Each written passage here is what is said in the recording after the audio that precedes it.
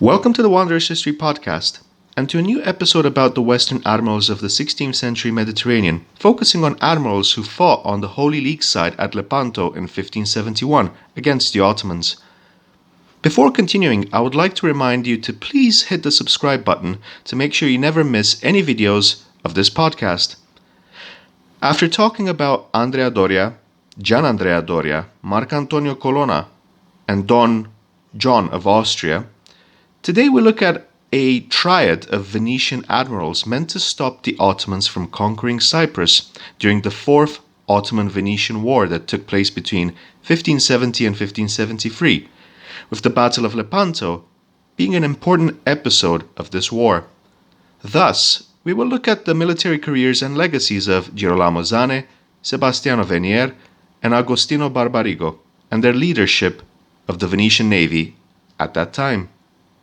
We begin with Girolamo Zane. We know of Zane from 1542 when he was sent as Venetian bailo, that being Venetian ambassador to the Ottoman Empire, at the Porte in Constantinople, 2 years after the end of the Third Ottoman-Venetian War, which the Venetians had lost. He would return in 1544 and be made captain of Padova, and later on in 1548, captain of Verona.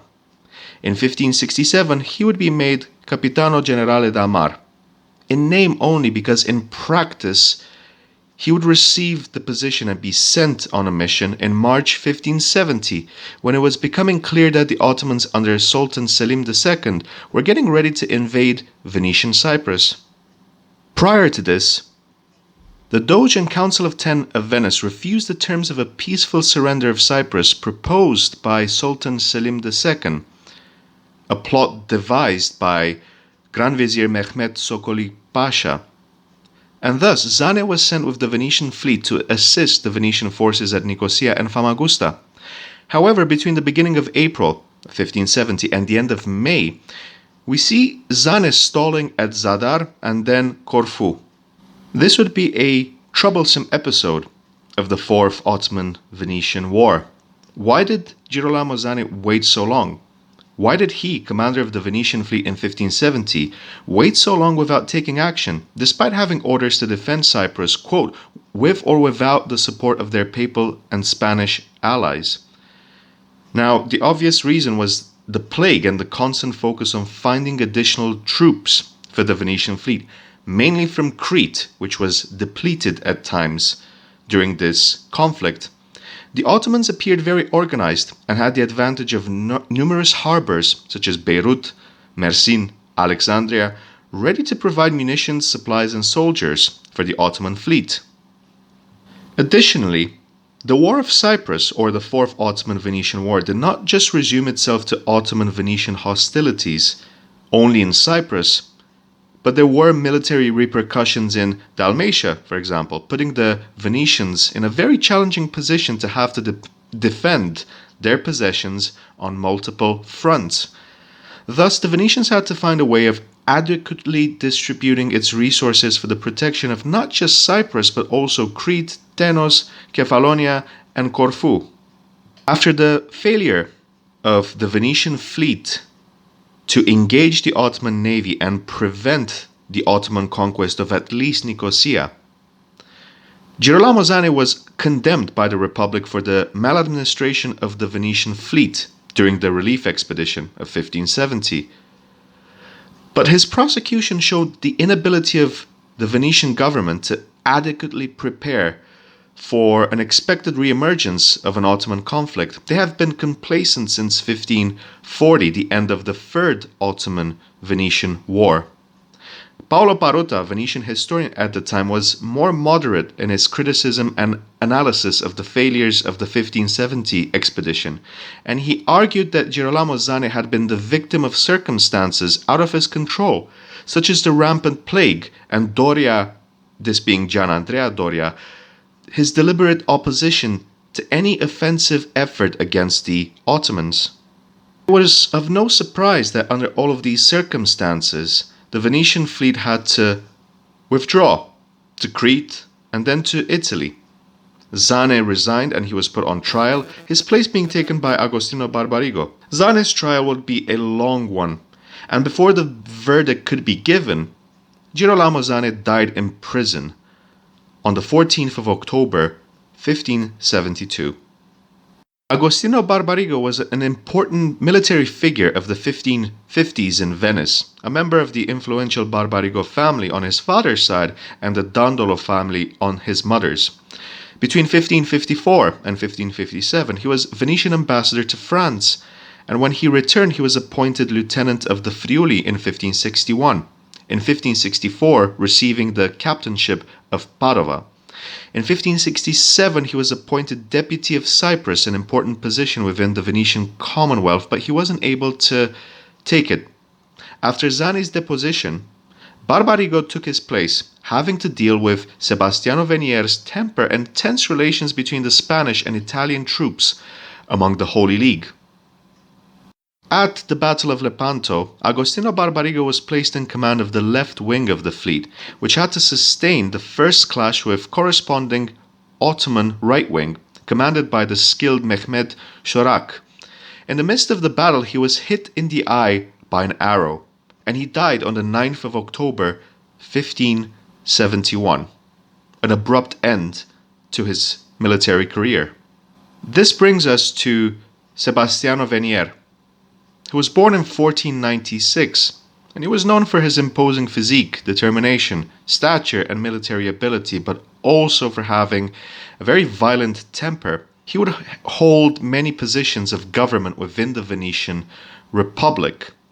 He was administrator within the government. He was governor of Candia, that was the Venetian name for the island of Crete, where he remained until the 11th of January 1551.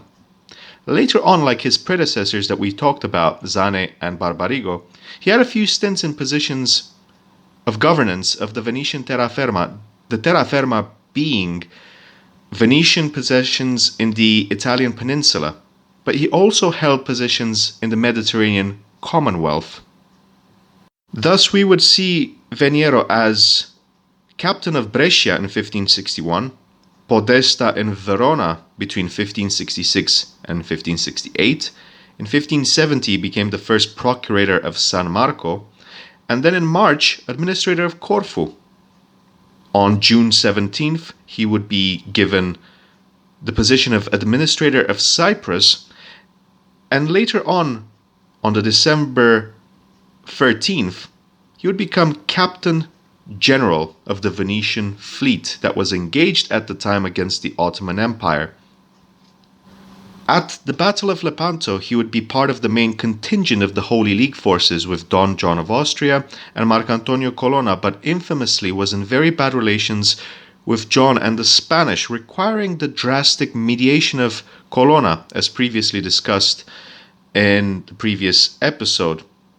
Colonna was dedicated to the Holy League and to the Venetian cause of saving Cyprus. Nevertheless, despite all of these turbulences, he fought valiantly on the Venetian flagship called the Capitana. This was located to the left of Don John's La Real, which was in a direct confrontation with the main Ottoman contingent.